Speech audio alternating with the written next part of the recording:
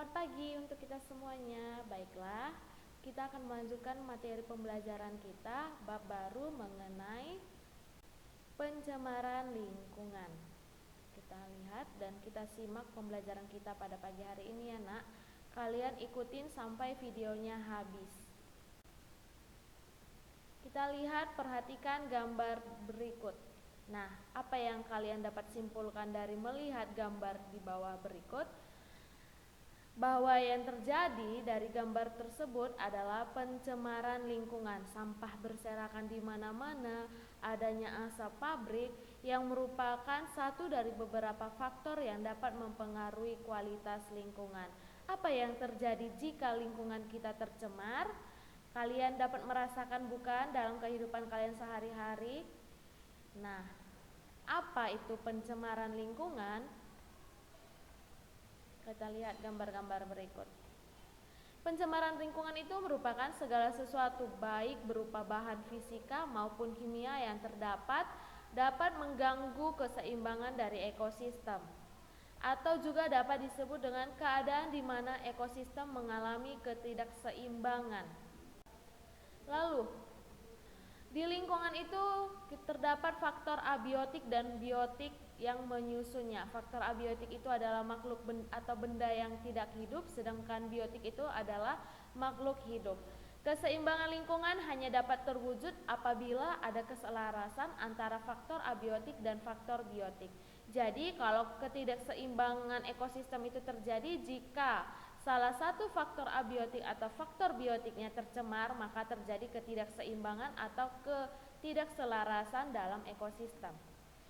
Yang mengatur perundang-undangan mengenai pencemaran lingkungan itu yaitu menurut Undang-Undang Republik Indonesia Nomor 23 Tahun 1997 bahwa pencemaran lingkungan itu adalah masuknya atau dimasukkannya makhluk hidup, zat, energi atau komponen lain ke dalam lingkungan hidup oleh kegiatan manusia sehingga kualitasnya turun sampai ke tingkat tertentu yang menyebabkan lingkungan hidup tidak dapat berfungsi dengan peruntukannya atau fungsinya masing-masing. Nah, kita lihat bahwa pencemaran lingkungan itu diakibatkan dari kumpulan kegiatan manusia atau populasi, bukan dari kegiatan individu atau perorangan. Kita lihat bahwa pencemaran lingkungan itu dapat dikendalikan oleh manusia sendiri yang dilakukan oleh kegiatan manusia tadi.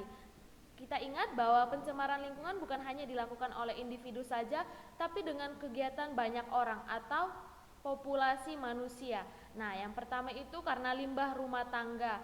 Kita lihat bahwa sampah yang ada di rumah kita seperti plastik, bahan-bahan anorganik lainnya yang tidak dapat didaur ulang dengan cepat, kita buang ke sungai atau kita buang ke sembarangan tempat akan mengakibatkan dampak yang besar bagi kita maupun bagi banyak orang. Nah, yang kedua itu ada zat kimia berbahaya, selanjutnya dikarenakan limbah industri dan dikarenakan asap kendaraan. Dari gambar tersebut dapat memiliki dampaknya masing-masing bagi individu kita manusia ataupun organisme lainnya seperti hewan ataupun tumbuhan lainnya. Selanjutnya kita lihat akibat dari faktor alam. Nah, kalau manusia karena dampak yang disebabkan oleh manusia dapat kita tanggulangi. Sedangkan karena akibat faktor alam kita tidak dapat mencegah pencemaran lingkungan yang diakibatkan faktor alam. Contohnya gunung meletus yang menimbulkan asap atau vulkanik. Asapnya cukup berbahaya bagi kesehatan, terutama bagi pernapasan manusia. Dampak faktor alam ini kita tidak dapat menghindarinya dikarenakan meletusnya gunung berapi. Tadi pada slide sebelumnya kalau karena faktor manusia itu dapat kita tanggulangi. Jika dari faktor alam itu tidak bisa kita hindari atau tidak bisa dapat kita tanggulangi. Selanjutnya, terjadinya pencemaran lingkungan itu apabila ada suatu polutan yang masuk dalam lingkungan tersebut. Nah, apa itu polutan? Polutan itu merupakan zat yang dapat mencemari lingkungan dan dapat mengganggu keberlangsungan hidup makhluk hidup. Apa-apa saja zatnya? Yaitu dikarenakan suara, ada dikarenakan zat kimia, dikarenakan dengan debu, dan dikarenakan dari radiasi matahari. Itulah yang dinamakan dengan polutan. Selanjutnya kita masuk kepada kapan suatu zat dikatakan sebagai polutan. Nah, kita lihat gambar berikut. Dikatakan suatu zat dikatakan sebagai polutan itu kadarnya melebihi batas kadar normal atau di ambang batas.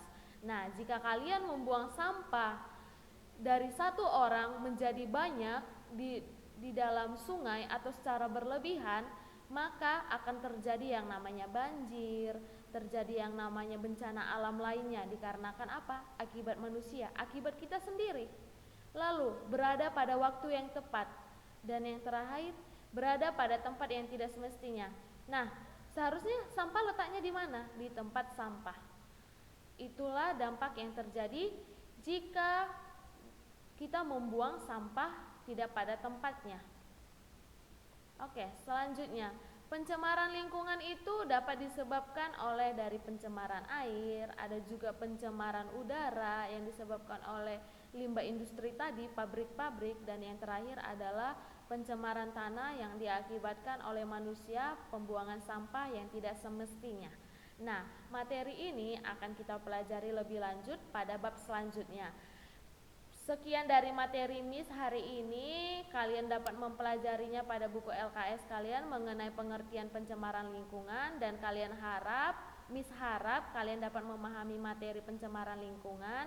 Kalian dapat mencatat materinya pada buku catatannya. Jangan lupa dikirim pada Miss.